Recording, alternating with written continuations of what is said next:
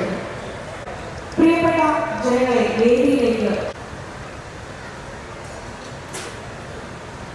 Bullet rally വേദിയിലേക്ക് എത്തിയിട്ടുണ്ട്. പരിപാടി ഇന്നിപ്പോൾ നമ്മുടെ ജില്ല സന്ദർശിക്കുകയും പൊതുസമൂഹവുമായി നമ്മുടെ വിവിധ വകുപ്പുകൾ സഞ്ചരിക്കുമ്പോൾ കാർഷിക മേഖലയും വ്യവസായ വലിയ ചുവടുവെപ്പ് ലോകത്തിനുള്ള മാതൃകയായിട്ടുള്ള സ്വാഗതം ചെയ്യുന്നു. ഈ ചടങ്ങിൽ സംബന്ധിക്കുമെന്ന് അറിയിച്ചിരുന്നു. ഈ യോഗത്തിൽ സംബന്ധിക്കുന്ന ഏറ്റവും പ്രിയങ്കരനായിട്ടുള്ള അറിയിച്ചിട്ടുള്ള ബഹുമാനപ്പെട്ട കോർപ്പറേഷൻ ഇന്ന് കേരളമൊട്ടാകെ തന്നെ ഈ ഗവൺമെൻറ് നടപ്പിലാക്കിയ വികസനക്ഷേമ പ്രവർത്തനങ്ങൾ സാധാരണ ജനങ്ങളിലേക്ക് എത്തിക്കുവാനുള്ള വലിയ ഉത്തരവാദിത്വത്തിലേക്കാണ് നമ്മുടെ കേരളത്തിലെ ഗവൺമെൻറ് ഇന്ന് മുന്നോട്ട് പോകുന്നത്. ഒരുപക്ഷെ കഴിഞ്ഞ 5 വർഷക്കാലത്തെ ഇടതുപക്ഷ ഗവൺമെൻറ്റിൻ്റെ പ്രവർത്തനങ്ങൾ തുടർന്ന് വന്ന രണ്ടാം ഗവൺമെൻറ് നടപ്പിലാക്കിയ വികസനക്ഷേമ പ്രവർത്തനങ്ങളും അങ്ങനെ കഴിഞ്ഞ 9 വർഷക്കാലത്തെ വികസനക്ഷേമ പ്രവർത്തനങ്ങൾ നമ്മുടെ സമൂഹത്തിൻ്റെ ഏറ്റവും അടിത്തട്ടിലുള്ള ജനവിഭാഗങ്ങളിൽ എത്തിക്കുവാനുള്ള ഉത്തരവാദിത്വം ഏറ്റെടുത്തുകൊണ്ടാണ് ഗവൺമെൻറ് ഇത്തരത്തിലുള്ള പദ്ധതികളും പരിപാടികളുമായിട്ട് മുന്നോട്ട് വരുന്നത്. ഒരുപക്ഷെ നാം നടപ്പിലാക്കിയ പദ്ധതികളും പ്രവർത്തനങ്ങളും ഇന്നും പല ജില്ലകളിലും അറിയാതെ പോകുന്നൊരവസ്ഥ ഉൾപ്പെടെ ഉണ്ട് എന്നുള്ളതാണ് യാഥാർത്ഥ്യം. അതൊക്കെ മാറ്റിയെടുക്കുക. കഴിഞ്ഞ 5 വർഷക്കാലം വ്യത്യസ്തങ്ങളായിട്ടുള്ള നിരവധിയായിട്ടുള്ള വികസനക്ഷേമ പ്രവർത്തനങ്ങൾ നാം നടപ്പിലാക്കി. എന്നാൽ ഒരു രണ്ടാം ഗവൺമെൻറ് വീണ്ടും ഈ കേരളത്തിൽ ഇടതുപക്ഷം അധികാരത്തിൽ വന്നപ്പോൾ ആ ഒന്നാം ഗവൺമെൻറ് തുടർച്ചയായിട്ട് തന്നെ രണ്ടാം ഗവൺമെൻറ്റും നിരവധിയായിട്ടുള്ള ക്ഷേമ പ്രവർത്തനങ്ങൾ നടപ്പിലാക്കി മുന്നോട്ട് പോകുന്ന ഒരു പക്ഷേ നിങ്ങൾ കണ്ടത്. അതുകൊണ്ടാണ് നമ്മുടെ രാജ്യത്ത് ഏറ്റവും കൂടുതൽ ദരിദ്രരുള്ളപ്പോഴും കേരളം പോലെയുള്ള സംസ്ഥാനത്ത് നീതി ആയോഗിൻ്റെ കണക്കനുസരിച്ച് വെറും 0.71% മാത്രമാണ് നമ്മുടെ ദാരിദ്ര്യം. അത് പ്രഖ്യാപിക്കുവാൻ ഈ 2020 ആൾക്കാർ മരണപ്പെടുമ്പോൾ ആ മരണസംഖ്യ കുറച്ചുകൂടി എത്തുവാൻ കേരളത്തിൻ്റെ മന്ത്രിമാരെ ചുമതലപ്പെടുത്തിക്കൊണ്ട് അവരെയെല്ലാം സഹായങ്ങൾ സ്വീകരിച്ചുകൊണ്ട് ഈ ഗവൺമെൻറ് മുന്നോട്ട് വന്നത് നാം കണ്ടതാണ്. ഒരു ബെയിലി പാലം നിർമ്മിച്ചെടുക്കുവാൻ ആ പാലത്തിൻ്റെ അക്കരെയുള്ളവരെ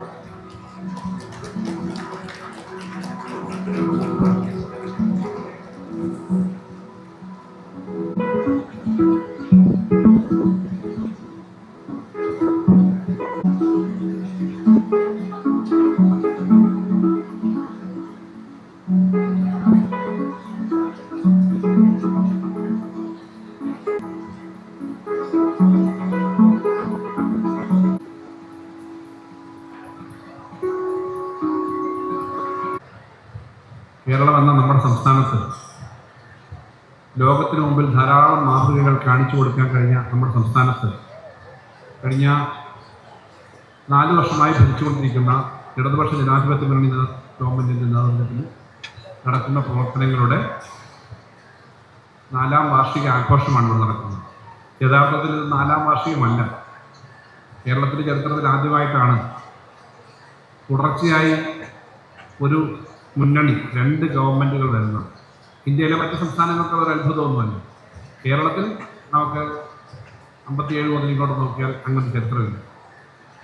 അങ്ങനെ ഒന്നാം പിണറായി സർക്കാർ 5 വർഷം പൂർത്തീകരിക്കുകയും ആ ഗവൺമെൻറ്റിൻ്റെ പ്രവർത്തനങ്ങൾ നല്ലതുപോലെ തുടരുന്നതിന് വേണ്ടി ജനങ്ങൾ ആ സർക്കാരിനെ കൂടുതൽ ഭൂരിപക്ഷത്തോടു കൂടി വിജയിപ്പിച്ചതിൻ്റെ ഭാഗമായി ഇപ്പോൾ 4 വർഷം പൂർത്തിയായിരിക്കും.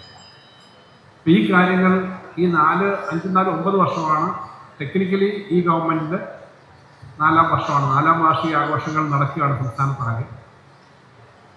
5ാം വാർഷികം ആഘോഷം ഇങ്ങനെ നടക്കാൻ പറ്റില്ല. കാരണം 5 വർഷം ആകുമ്പോഴേക്കും ഗവൺമെൻറ് ഏത് ഗവൺമെൻറ് ഇന്ത്യൻ ഭരണഘടന അനുസരിച്ച് കാലാവധി കഴിയുകയാണ്.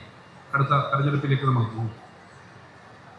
അത് കേവലം സംസ്ഥാന ഗവൺമെൻറ്റിൻ്റെ മാത്രമല്ല, നമ്മുടെ തദ്ദേശ സ്വയംഭരണ സ്ഥാപനങ്ങളുടെ ഉൾപ്പെടെ നമ്മുടെ കോർപ്പറേഷനും മുനിസിപ്പാലിറ്റി പഞ്ചായത്തും ബ്ലോക്കും എല്ലാം ലോക്കൽ ഗവൺമെൻറ്റുകളാണ്. കേരളത്തിൽ മാത്രമാണ് ഇത്രയും ബഡ്ജറ്റ് തുക ഉള്ള ആകെയുള്ള പ്ലാനിൻ്റെ ഏകദേശം 1/3 തനതായി തന്നെ പഞ്ചായത്തുകൾക്ക്, തദ്ദേശ സ്വയംഭരണ സ്ഥാപനങ്ങൾക്ക് അവരുടെ പ്ലാനിന് വേണ്ടി മാറ്റിവെക്കുന്ന ഒരു സംസ്ഥാനം കേരളമാണ്. ഇത്രയും പേർ വേറെ ഇവിടെ ഇല്ല. ഇതുപോലെ പഞ്ചായത്തുകളില്ല, തദ്ദേശ സ്ഥാപനങ്ങളില്ല. അപ്പോൾ ആ ഗവൺമെൻറ് അതിൻ്റെ ഈ ഏകദേശം 4 വർഷമായി. ഇതെല്ലാം ചേർന്ന് നമ്മുടെ ജനങ്ങളുടെ മുന്നിലേക്ക് നടന്ന കാര്യങ്ങൾ വിശദീകരിക്കാനും കൂടുതൽ കാര്യങ്ങൾ ചെയ്യുന്നതിനെപ്പറ്റി ആലോചിക്കാനുമാണ് ഇങ്ങനെയുള്ള യോഗങ്ങൾ ചെയ്യുന്നത്. നമ്മുടെ ജില്ലയിൽ ഈ യോഗം ആലോചിക്കുമ്പോൾ ഇന്നത്തെ ഈ ഉദ്ഘാടന പരിപാടി 11-ാം തീയതിയാണ് നമ്മൾ ആദ്യം വെച്ചിരുന്നത്. നമ്മുടെ രാജ്യത്ത് അതിർത്തി കടന്നെത്തിയ ഭീകരവാദികൾ നടത്തിയ വളരെ ക്രൂരമായ ആക്രമണത്തെ തുടർന്ന് 26 നമ്മുടെ പൗരന്മാർ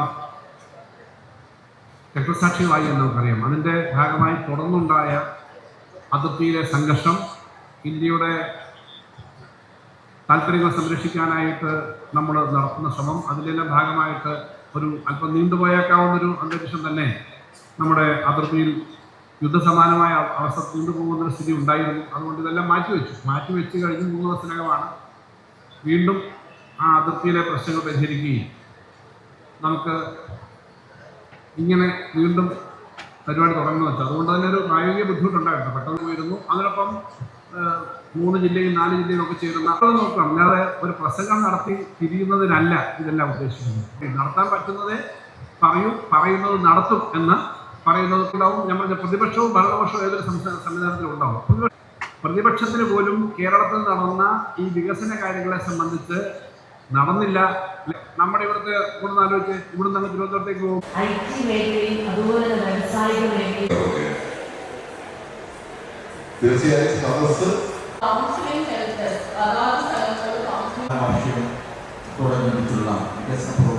സർക്കാരിന്റെ ഏറ്റവും കൂടുതൽ ഒരു പരിഗണന കിട്ടിയ ഡിപ്പാർട്ട്മെന്റ് കേരള പോലീസ് ഡിപ്പാർട്ട്മെന്റാണ്.